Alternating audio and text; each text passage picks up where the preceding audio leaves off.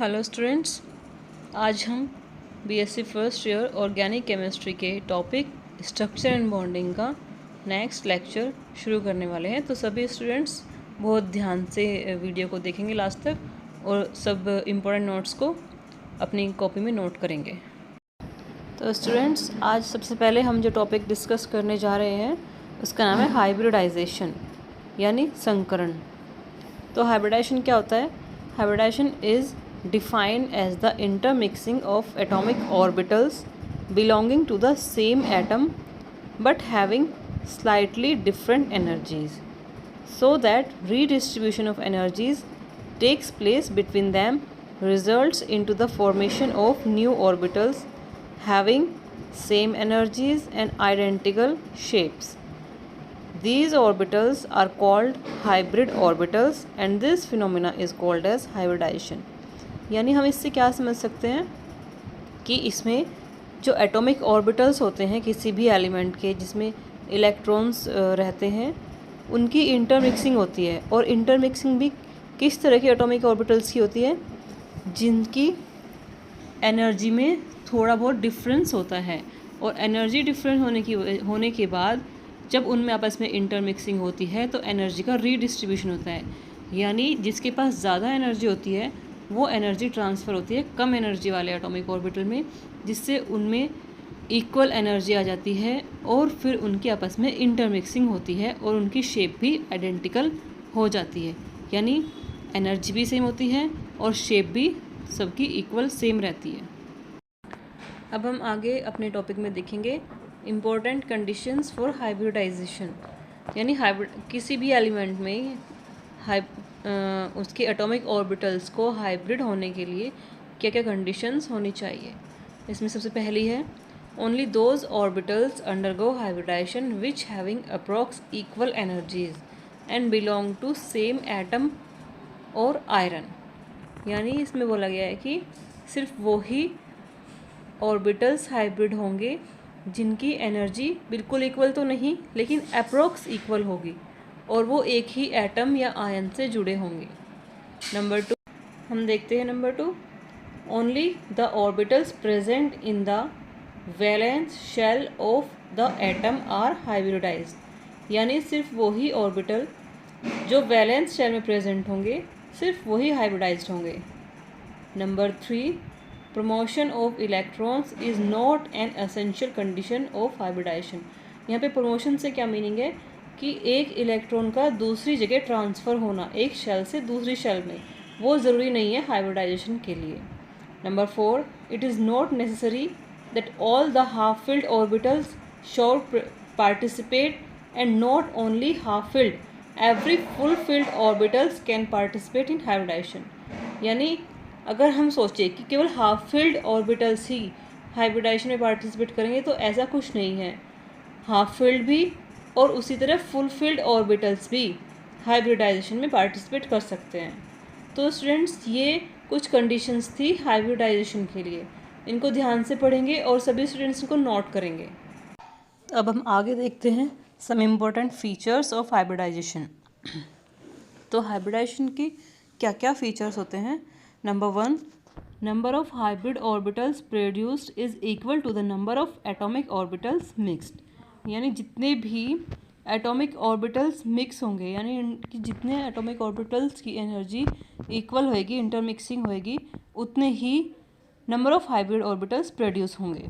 Number 2 होता है the hybridized orbitals are always equivalent in shape and energy. यानी जिन ऑर्बिटल्स की इंटरमिक्सिंग हो चुकी होती है, जो हाइब्रिड ऑर्बिटल में कन्वर्ट हो गए हैं, उनकी शेप और एनर्जी हमेशा सेम रहेगी। Number 3 the hybrid orbitals form more stable bonds than pure atomic orbitals.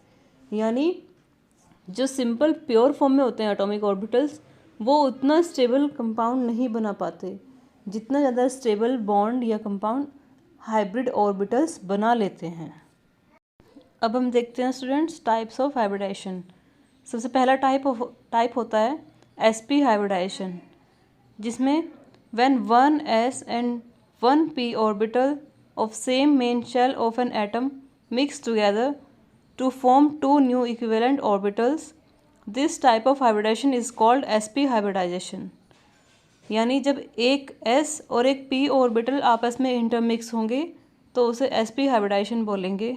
इसका एग्जांपल है ऑल कंपाउंड्स ऑफ बेरिलियम, जैसे कि BeF2 होता है या BeH2, और कार्बन के वो कंपाउंड जिनमें कार्बन कार्बन ट्रिपल बॉन्ड मिलता है, यानी एसिटाइलिन. तो इन सब में sp हाइब्रिडाइजेशन होगा. sp हाइब्रिडाइजेशन को हम डायग्राम की हेल्प से भी अच्छे से समझ सकते हैं. नेक्स्ट डायग्राम में देखिए, एक s ऑर्बिटल होता है जो सर्कुलर है और एक p ऑर्बिटल जो कि डंबल शेप है. ये आपस में फ्यूज़ हो रहे हैं और उनके फ्यूज़न से sp हाइब्रिडाइजेशन जो है हमें मिल रहा है. और इसकी शेप कैसी होती है, 180 डिग्री एंगल होता है 180 डिग्री, और शेप कैसी होती है, लीनियर. इसमें एक और फीचर होता है, sp हाइब्रिडाइजेशन में परसेंटेज s कैरेक्टर कितना आता है, 50%, and percentage of p character भी कितना होता है, 50%. यानी s और p दोनों कैरेक्टर कितने कितने होते हैं, 50-50%. अब हम देखते हैं नेक्स्ट टाइप ऑफ हाइब्रिडाइजेशन जो कि है sp2 हाइब्रिडाइजेशन. इसमें क्या होता है, when one s and two orbitals of the same shell of an atom mix together to give three new equivalent orbitals. This type of hybridization is called sp2 hybridization. इसका example है all compounds of boron, जिनका formula है BF3, BH3 etc.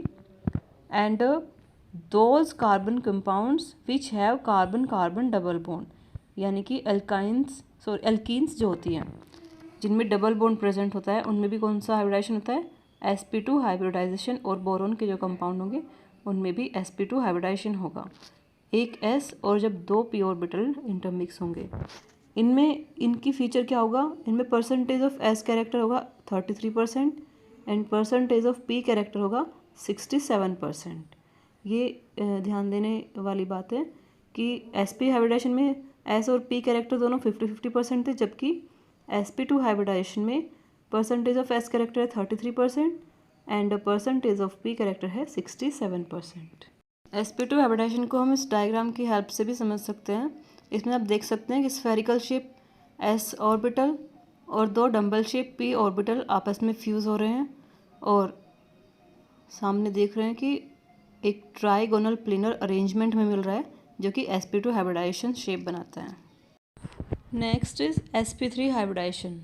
इसमें क्या है, when one s and three orbitals belonging to the same shell of an atom mix together to give four new equivalent orbitals. This type of hybridization is called sp3 hybridization. यानी जब एक s orbital और तीन p orbital आपस में fuse होते हैं तो उसको sp3 हाइब्रिडाइजेशन बोलते हैं. इसके एग्जांपल है all compounds of carbon containing carbon carbon single bond. यानी जिन भी कंपाउंड्स में सिंगल बॉन्ड मिलेगा वो सभी किस तरह के होंगे, sp3 हाइब्रिडाइजेशन वाले. इसमें एंगल कितना होता है, 109 डिग्री. और जैसा कि हम इस डायग्राम में देख सकते हैं, एक s ऑर्बिटल है और तीन p ऑर्बिटल है जो तीनों एक्सिस में है, x, y and z axis में. ये सब फ्यूज़ होके sp3 हाइब्रिडाइज्ड ऑर्बिटल बना रहे हैं जिसके एंगल होते हैं 109 डिग्री और शेप होती है टेट्राहेड्रल. तो इस तरह से हमारी हाइब्रिडाइजेशन और उनकी शेप्स बनती है.